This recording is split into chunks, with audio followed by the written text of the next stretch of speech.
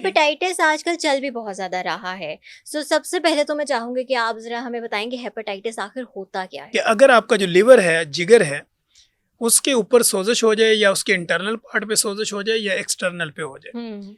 तो inflammation of liver जो है वो बेसिकली हेपेटाइटिस है। लोग कन्फ्यूज़ हो जाते हैं कि कौन-सी टाइप क्या होती है और क्या नहीं होती। ज़रा वो बताएँ कौन-कौन सी टाइप्स? इसमें हम नंबर 1 बात करें तो हेपेटाइटिस ए है, फिर हेपेटाइटिस बी है, फिर हेपेटाइटिस सी है और फिर इसी तरह हेपेटाइटिस डी है। लोग ये समझते हैं कि शायद काला यरकान या पीला यरकान ही ज्यादा खतरनाक है, तो इसलिए इनसे भी ज्यादा खतरनाक जो है वो हेपेटाइटिस बी है। तो इनके सिम्पटम्स क्या होते हैं? साइन्स क्या होते हैं जिससे हमें पता चलता है कि हेपेटाइटिस का शिकार हो गए हैं? तो लोग कहते हैं मुझे यहाँ पेन रहता है हल्का हुँ, हल्का, खाना हुँ, खाने के बाद तनाव होता है, खिंचाव होता है, फुलाव है, गैस है, अफारा है, हुँ। या पेट तना हुआ रहता है हर वक्त, मुझे गैस ही हुई रहती है, मुझे कब्ज ही हुई रहती है। तो ऐसे सिम्टम्स में हम क्या करते हैं, हम उसके लिवर फंक्शन के जब टेस्ट कराते हैं तो वहां से पता चलता है कि इसका भाई बिलिरुबिन बढ़ा हुआ है या इसका ALT बढ़ा हुआ है, AST बढ़ा हुआ है, तो फिर हम उसे कहते हैं कि हमें लग रहा है कि आपको हेपेटाइटिस ना हो। अस्सलाम वालेकुम डॉक्टर साहब, कैसे हैं आप? जी वालेकुम अस्सलाम आपका। Thank you so much for having me. Thank you, आप यहाँ पे तशरीफ़ लाए दोबारा से। पहले तो हमने बहुत सारे इश्यूज़ पे बात की थी, तो जी आज स्पेसिफ़िकली हमने आपको हेपेटाइटिस के हवाले से बात करने पे यहाँ पे इनवाइट किया है। ठीक। हेपेटाइटिस आजकल चल भी बहुत ज़्यादा रहा है। सो सबसे पहले तो मैं चाहूँगी कि आप ज़रा हमें बताएँ कि हेपेटाइटिस आखिर होता क्या है? हमसे लोग अक्सर पूछते हैं कि व्हाट इज हेपेटाइटिस, हुँ, कि डॉक्टर साहब हेपेटाइटिस क्या है। तो हम उनको सिंपल अपने क्लिनिकल ट्रायल में डेली बेसिस पे लोगों को ये समझाते हैं कि हेपेटाइटिस बेसिकली जिगर की सोजिश का नाम है। हुँ, हुँ, कि अगर आपका जो लिवर है, जिगर है, उसके ऊपर सोजिश हो जाए या उसके इंटरनल पार्ट पे सोजिश हो जाए या एक्सटर्नल पे हो जाए, हुँ। तो इन्फ्लेमेशन ऑफ लिवर जो है वो बेसिकली हेपेटाइटिस है। तो हेपेटाइटिस की आगे फिर बेशुमार टाइप्स हैं। बिल्कुल, बिल्कुल, उन टाइप्स के ऊपर बात करेंगे। पहले आप बताएँ इसकी टाइप्स हैं कितनी? क्योंकि सुनने में बहुत सारी आती हैं, लेकिन लोग कन्फ्यूज़ हो जाते हैं कि कौन-सी टाइप क्या होती है और क्या नहीं होती। ज़रा वो बताएँ कौन-कौन सी टाइप्स हैं और ये डिफ़रेंशिएट भी कीजिएगा कि किस में क्या-क्या फ़र्क है? तो इसमें यह है कि जैसे हमने बताया कि इन्फ्लेमेशन ऑफ लिवर जो है ये हेपेटाइटिस है, यानी जिगर की सोजिश हो गई। अब हेपेटाइटिस जब होता है तो इसकी टाइप्स जब हम बात करते हैं तो लोगों को अमूमन 2-3 टाइप्स का पता है। हुँ, हुँ, लोग ये समझते हैं पीला यरकान है, काला यरकान है, आंखें पीली हो गई तो इसको पीलिया हो गया। अगर इसकी जो है ब्लड अगर निकाला सैंपल के लिए, वो थोड़ा सा काला नजर आया तो वो कहते हैं इसको काला यरकान हो गया। हुँ। तो लोगों में ना ये मिथ्स होती हैं, क्योंकि हम साइंटिफिक डॉक्टर हैं तो हमने जब गुफ्तगू करनी होती है बेस्ड ऑन साइंस करनी होती है। बिल्कुल, बिल्कुल। तो अब ये होता है कि हेपेटाइटिस की 5 टाइप्स हैं, यानी 5 किस्में हैं। हुँ, हैं तो इससे भी ज्यादा, लेकिन 5 वो टाइप्स हैं जो हमें डिफरेंट जगह के ऊपर इसको इन्वेस्टिगेशन भी किया जाता है और इसकी लैब टेस्टिंग भी होती है और लोगों को आम रूटीन में पता भी होता है। हुँ, इसमें हम नंबर 1 बात करें तो हेपेटाइटिस ए है, हुँ, फिर हेपेटाइटिस बी है, हुँ, फिर हेपेटाइटिस सी है और फिर इसी तरह हेपेटाइटिस डी है। हुँ। ABCD, ठीक है। तो ई, ये हुँ, 5 किस्में हैं कि आपने ए से लेके ई तक जो है ना ये 5 टाइप्स ऑफ हेपेटाइटिस है। अब अगर हम इनमें बात ये करते हैं कि हम इसको डिफरेंशिएट किस तरह करें, लोगों को किस तरह समझाएं कि हुँ, हेपेटाइटिस ए क्या है, बी क्या है, सी क्या है, डी क्या है और ई क्या है, तो इसमें हम ये देखते हैं कि सबसे पहले तो हेपेटाइटिस, हुँ, जैसे आपने कहा कि आजकल बहुत फैला हुआ है।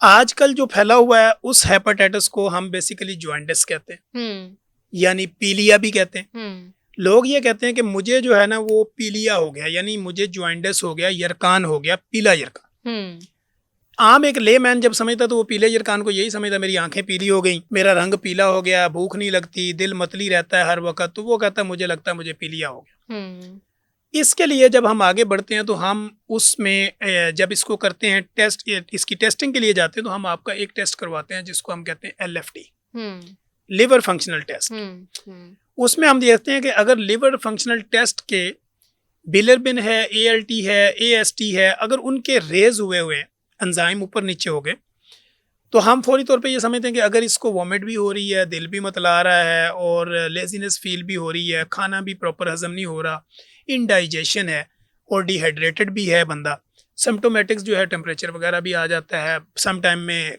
डायरिया है, लूज हुँ, मोशन वगैरह, हुँ, तो इस कंडीशन में पीला यरकान यानी जॉइंटिस है। तो इसके लिए हम टेस्ट करवाते हैं हेपेटाइटिस ए और ई।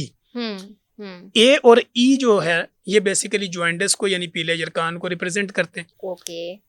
इसी तरह जैसे आपने बी कहा, तो बी वो है कि जो आपको ब्लड ट्रांसफ्यूजन या आपकी बॉडी के अंदर से कोई मवाद जो लिक्विड फॉर्म में वो ओरल किसिंग की सूरत में लगा लें और या आपका जो रिलेशनशिप होता है हुँ, हुँ, उसके थ्रू वो आगे डेवलप होता है या आगे फैल जाता है। ठीक है। अगर माँ को हेपेटाइटिस बी है, बाप को भी है, तो चांस है कि बच्चे को भी होगा।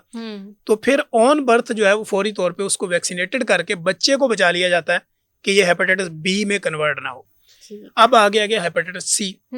सी जो है ये होता है उन लोगों को जहाँ पे कहीं गलत जगह पे यूजेबल सिरिंज से इंजेक्ट हो गया। आप दांत दिखाने गई, दरबार के बाहर बैठे हुए बंदे ने फुटपाथ पे बैठे हुए कोई औजार निकाला और उसने आपके दांतों को लगा दिया और वहां से वो आपको ट्रांसफर हो गया। इसी तरह आप किसी लोकल जगह पे चले गए, आपने कोई जख्म या किसी तरह का स्किन ट्रीटमेंट ले लिया, किसी सैलून पे चले गए, वहां से यूजेबल ब्लेड का इस्तेमाल हो गया, यूजेबल कोई औजार आपको लग गया, कई थ्रेडिंग मशीन ऐसी लग गई, किसी जगह आप लेजर पे चले गए, वहां पे कोई ऐसा कट लग गया, या आपने हेयर रिमूविंग के लिए आप चले गए, या आप कोई भी प्रोसीजर जो स्किन से रेलिवेंट लेने चले गए, या ब्लड ट्रांसफ्यूजन के लिए चले गए, तो वहां से आपको किसी भी तरह ब्लड के जरिए ये ट्रांसपोर्ट होता है, जो इसको हम सी कहते हैं। और सी बेसिकली आम मशहूर जो है वो काला यरकान है। बिल्कुल। क्योंकि लोगों को पता था कि हेपेटाइटिस सी है तो काला यरकान है, अगर इसको ए और ई है तो इसको पीला यरकान है, और बी और डी जो है ये दोनों आपस में लिंक्ड है। जैसे हेपेटाइटिस बी अगर किसी को होगा तो बी को ही डायरेक्ट डी हो सकता है, लेकिन डायरेक्ट डी नहीं हो सकता। हेपेटाइटिस बी सी वाले को चांस होता है कि इसको हेपेटाइटिस डी हो जाए, लेकिन ऐसा नहीं हो सकता कि उसको हेपेटाइटिस ए बी सी कोई नहीं है और डायरेक्ट डी हो गया, तो ये नहीं हो सकता। तो इसलिए ज्यादा कॉमन जो है वो ए, ई, बी और सी है। तो जो डी आप कह रहे हैं कि डायरेक्ट नहीं हो सकता, उसकी क्या रीजन है? उसकी रीजन ये होती है कि वो ऑलरेडी जो बंदा वायरल इन्फेक्टेड होगा तो उसमें चांस होता है कि उसके जरिए से किसी को डी हो जाए, या उसी बंदे को वायरस जो है वो डबल रिएक्शन के साथ दोबारा अटैक करे तो उसके जिगर को मजीद डैमेज कर दे, तो हम जब टेस्टिंग करें तो पता चले इसको डी भी हो चुका है। राइट। तो ये ज्यादा खतरनाक होता है। अब लोग ये समझते हैं कि शायद काला यरकान या पीला यरकान ही ज्यादा खतरनाक है, तो इसलिए इनसे भी ज्यादा खतरनाक जो है वो हेपेटाइटिस बी है। बी, क्योंकि सी का ट्रीटमेंट तो आपको 3 महीने 6 महीने आप ओरल मेडिकेशन करेंगे या आप इंजेक्टेबल करेंगे तो आपको वो उसका ट्रीटमेंट हो जाएगा, लेकिन बी जो है वो उसकी बाज कंडीशन के अंदर सारी उम्र दवाई खानी पड़ती है, बाज कंडीशन में 2 से 3 साल उसका आपको ट्रीटमेंट करना पड़ता है। राइट। और इनके सिम्टम्स क्या होते हैं, साइंस क्या होते हैं जिससे हमें पता चलता है कि हेपेटाइटिस का शिकार हो गए? हाँ हफ्सा, ये बड़ा अच्छा सवाल है आपका।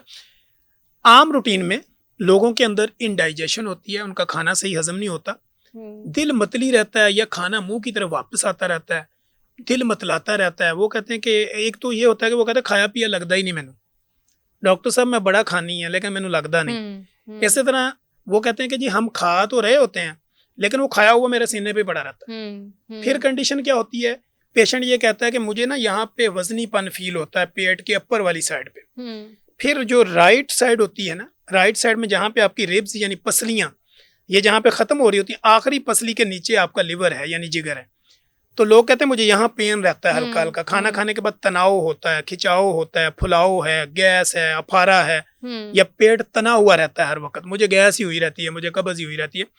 तो ऐसे सिम्टम्स में हम क्या करते हैं, हम उसके लिवर फंक्शन के जब टेस्ट कराते हैं तो वहाँ से पता चलता है कि इसका भाई बिलिरुबिन बढ़ा हुआ है या इसका ALT बढ़ा हुआ है, AST बढ़ा हुआ है, तो फिर हम उसे कहते हैं कि हमें लग रहा है कि आपको हेपेटाइटिस ना हो। तो हेपेटाइटिस को जब इन्वेस्टिगेट किया जाता है तो पता चलता है। अब दूसरी कंडीशन ये होती है कि लोग कहते हैं मेरा सर दर्द रहता है, बॉडी पे इचिंग रहती है, खारिश रहती है, जख्म जल्दी ठीक नहीं होता, जिस्म थका थका रहता है, हर वक्त बुखार ऑन एंड ऑफ, सुबह शाम बुखार रहता है, और ज़ुबान भी रंगत चेंज हो रही है, और साथ में मेरी आंखों का रंग भी चेंज होता है, नींद नहीं आती, दिमाग सोता है, आंखें खुली रहती हैं।